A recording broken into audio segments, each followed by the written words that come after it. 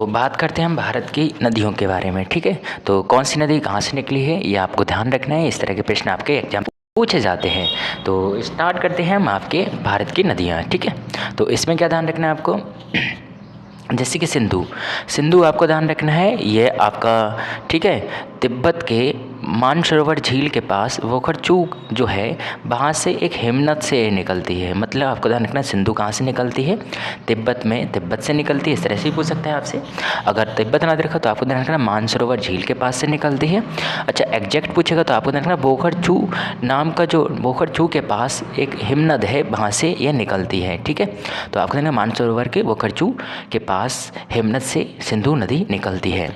इसकी लंबाई की बात करें तो इसकी कुल लंबाई 2880 किलोमीटर है। 2880 किलोमीटर ठीक है लंबा ये रास्ता तय करती है। लेकिन भारत में ये मात्र 1114 किलोमीटर तक प्रवाहित होती है, ये आपको ध्यान रखना है। ठीक है, अच्छा बात करें इसके मुहाना यानी संगम की, यानी कहाँ पर ये जाकर ठीक है अपना जल विसर्जित करती है, तो आपको ध्यान रखना सिंधु अपना जल कहाँ विसर्जित करती है, आपके अरब सागर में। इसी तरह से आपको दूसरी महत्वपूर्ण नदी ध्यान रखनी है चेनाब के बारे में। तो चेनाब आपको ध्यान रखना है लाहौल यानी हिमाचल प्रदेश का एक जनपद है लाहौल, वहाँ पर बाड़ालाचा दर्रा के निकट से कौन सी नदी निकलती है, चेनाब। बोखरचू ग्लेशियर के पास से कौन सी नदी निकलती है, तो आपको ध्यान रखना है सिंधु नदी। और बाड़ालाचा दर्रा से कौन सी नदी निकलती है, चेनाब। ठीक है, इसकी कुल लंबाई कितनी है, 1180 किलोमीटर है, ये आपको ध्यान रखना है। और ये किस में जाके मिल जाती है, सतलज नदी में जाके मिल जाती है। ठीक है, तो ये आपको ध्यान रखना है। तो ये सतलज नदी में जाके अपना जल विसर्जित कर देती है। इसी के साथ साथ रावी नदी की अगर बात करें तो आपको ध्यान रखना है ये आपके रोहतांग दर्रे के पास से निकलती है। कौन सी आपके ध्यान रखना है, रावी नदी। अच्छा ये रोहतांग दर्रा पड़ता कहाँ पर है, तो आपको ध्यान रखना है कांगड़ा जिले में पड़ता है। ठीक है, रोहतांग दर्रे के पास से आपकी कौन सी नदी निकलती है, रावी नदी निकलती है। कांगड़ा जिले से कौन सी नदी निकलती है, रावी नदी निकलती है।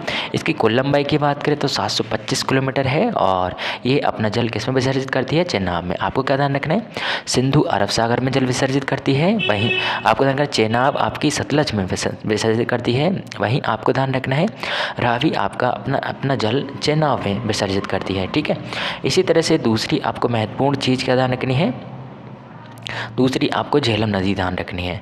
अच्छा झेलम नदी कहाँ से निकलती है, तो आपको ध्यान रखना है ये आपके बेरीनाग झरने से निकलती है, अर्थात पीर पंजाल पर्वत पर जो स्थित है बेरीनाग झरना। ठीक है, जो आपके जम्मू और कश्मीर में पड़ता है, वहाँ से कौन सी नदी निकलती है, झेलम नदी निकलती है।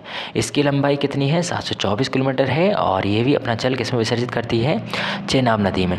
तो चेनाब नदी में जल विसर्जित करने वाली दो नदियों के नाम बताओ, तो आपको ध्यान रखना है एक तो आपकी रावी हो जाएगी और दूसरी आपकी झेलम हो जाएगी। ठीक है, तो रावी और झेलम ऐसी नदियाँ हैं जो अपना जल चेनाब नदी में विसर्जित करती हैं, यानी इसमें प्रवाहित करती हैं। ठीक है, ये आपको ध्यान रखना है। तो आपको क्या क्या ध्यान रखना था, एक बार रिपीट करेंगे फिर आगे बढ़ेंगे। तो आपको ध्यान रखना सिंधु नदी बोखरचू ग्लेशियर के पास से निकलती है, यानी मानसरोवर झील यानी तिब्बत में जो पड़ती है। ठीक है, वहाँ से कुल लंबाई 2880 है, भारत में 1114 किलोमीटर है। कहाँ जल विसर्जित करती है, अरब सागर में।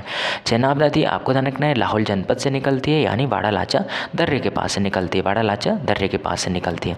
जल कहाँ डालती है, सतलज में डालती है, लंबाई कितनी है, 1180 किलोमीटर।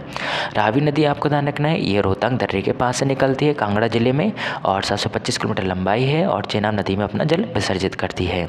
झेलम नदी आपने देखा था पीर पंजाल पर्वत पर स्थित जो बेरीनाग झील है वहाँ से झेलम नदी निकलती है।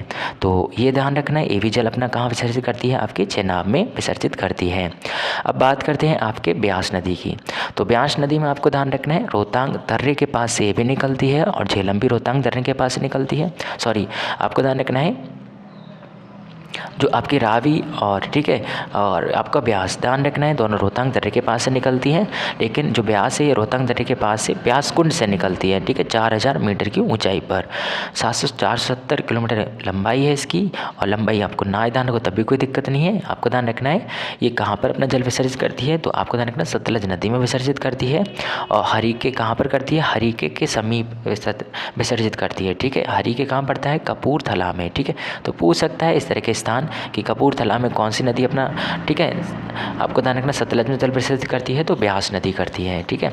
और दूसरी आपको क्या ध्यान रखना है, चेनाब और, ठीक है, आपकी जो सिंधु नदी आपको अरब सागर में, अभी आपने देखा चेनाब नदी में, और चेनाब आपकी, ठीक है, सतलज नदी में। तो इस तरह से ब्यास नदी भी सतलज नदी में जाके अपना जल प्रवाहित करती है। बात करते हैं हम आपके सतलज नदी की। तो सतलज नदी कहाँ से निकलती है, भी मानसरोवर झील के पास से निकलती है, राक्षस ताल से निकलती है। सतलज झील कहाँ से निकलती है, राक्षस ताल से निकलती है। तो आपको ध्यान रखना 1500 किलोमीटर इसकी लंबाई है, भारत में 1050 किलोमीटर तक प्रवाहित होती है। सिंधु नदी में अपना जाके जल ये डाल देती है, साथ से सिंधु साथ से सतलज, ऐसे ध्यान रख सकते हैं, ठीक है। और वहीं ध्यान रखना है गंगा नदी गंगोत्री के पास गोमुख हिमानी से निकलती है, 25 किलोमीटर लंबाई है इसकी, अर्थात भारत में सबसे ज़्यादा प्रवाहित होने वाली नदी होती है। बंगाल की खाड़ी में अपना जल विसर्जित करती है। और रामगंगा नदी की बात करें तो ये अपना जल कहाँ विसर्जित करती है, गंगा नदी में विसर्जित करती है, कन्नौज के पास, ठीक है। तो नैनीताल के पास गढ़वाल की पहाड़ी में स्थित जो दूधा टोली श्रेणी से कौन सी नदी निकलती है, आपकी रामगंगा नदी निकलती है। कौन सी टोली से, दूधा टोली से, ठीक है। और गोमुख हिमानी से गंगा नदी निकलती है। सतलज से आपको ध्यान रखना राक्षस ताल से निकलती है। ब्यास आपकी, ठीक है, रोहतांग दर्रे से निकलती है, ये आपको ध्यान रखना है। वहीं आपको ध्यान रखना है आपकी, ठीक है, रावी भी रोहतांग दर्रे से निकलती है। चेनाब आपके ध्यान रखना बाड़ा लाचा दर्रे से। और वहीं आपको झेलम ध्यान रखना है बेरीनाग झील से, जहाँ से बेरीनाग झील, ऐसे ध्यान रख सकते हैं। ब्यास आपको पता ही है रोहतांग दर्रे से, ठीक है। तो ये भी आपको पता होना चाहिए।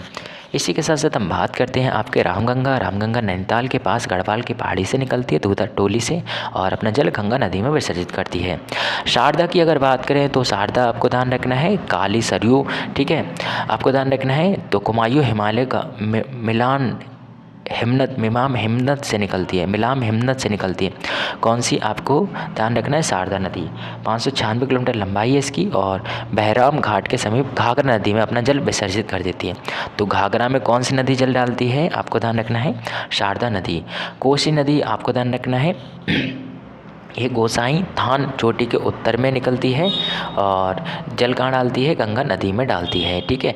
इस तरह से यमुना नदी आपको ध्यान रखना है बंदरपुंछ के पश्चिम ढाल पर स्थित यमुनोत्री हिमानी से निकलती है, ये आपको ध्यान रखना है, ठीक है। जल कहाँ विसर्जित करती है, गंगा नदी में। तो आपको ध्यान रखना है गंडक भी गंगा नदी में जल विसर्जित करती है, नेपाल के समीप, ठीक है, पटना के निकट गंगा नदी में जाके मिल जाती है गंडक नदी। कोसी नदी भी गंगा नदी में, यमुना नदी भी गंगा नदी में, यह आपको ध्यान रखना है। इसी तरह से आपको और भी तथ्य पता होने चाहिए, जैसे कि हम बात करते हैं आपके, ठीक है, चंबल नदी की। तो चंबल नदी मध्य प्रदेश के मालवा पठार में महू के निकट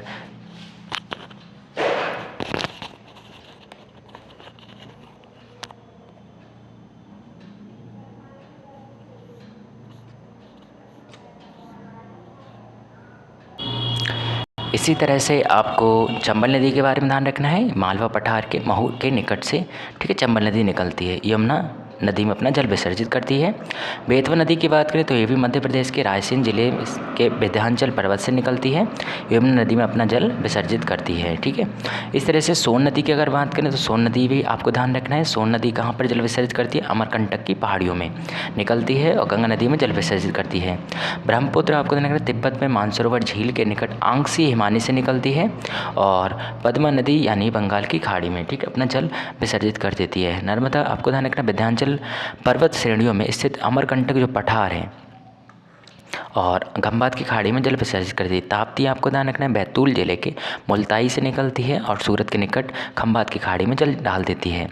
माही ध्यान रखना है ये धार जिला से निकलती है, और खंभात की खाड़ी में जल डाल देती है। ऐसी लूनी ध्यान रखना है, तो लूनी आपको ध्यान रखना है कच्छ के रण में अपना जल विसर्जित कर देती है, यानी वहाँ पर लोप हो जाती है, एक तरह का ये मान सकते हैं। पश्चिमी अरावली पर्वत से निकलती है। महानदी आपको ध्यान रखना है बंगाल की खाड़ी में जल डालती है, और छत्तीसगढ़ के धमतरी जिले के पास सिहावा के समीप से निकलती है। क्षिप्रा नदी आपको ध्यान रखना है ये चंबल नदी में अपना जल विसर्जित करती है, कंकड़ी वर्डी पहाड़ी, ठीक है। इस तरह से साबरमती आपको ध्यान रखना है, साबरमती आपको ध्यान रखना है अरावली पर्वत और 371 किलोमीटर और खंभात की खाड़ी में जल डालती है। बनास ध्यान रखना है खमनोर की पहाड़ी अरावली पर्वत से निकलती है राजसमंद जिले में और चंबल नदी में अपना जल डालती है। कृष्णा भी बंगाल की खाड़ी में जल विसर्जित करती है, कावेरी भी बंगाल की खाड़ी में विसर्जित करती है, और आपको ध्यान रखना गोदावरी भी और आपके कृष्णा नदी में आपका तुंगभद्रा नदी, ठीक है, विसर्जित करती है। आपको ध्यान गोदावरी कहाँ से निकलती है? त्र्यंबकेश्वर से निकलती है। आपको ध्यान कावेरी ब्रह्मगिरी पहाड़ियों से निकलती है। कृष्णा महाबलेश्वर से निकलती है। बनास खमनेर की पहाड़ी से निकलती है। साबरमती कहाँ से निकलती है? अरावली पर्वत से निकलती है। तुंगभद्रा आपको ध्यान रखना है गंगा मूल चोटी से निकलती है। और वहीं आपको ध्यान रखना है भद्रा और पेन्नार आपको ध्यान रखना नदी के, ठीक है, चेन्ना पेशा पहाड़ी से निकलती है, बंगाल की खाड़ी में जल डालती है। पेरियार आपको ध्यान रखना शिवगिरी चोटी के वन क्षेत्र से निकलती है, अरब सागर में डालती है। हुगली आपको ध्यान रखना गंगा की एक सहायक शाखा है जो धुलिया के दक्षिण में गंगा से अलग हो जाती है। कौन सी?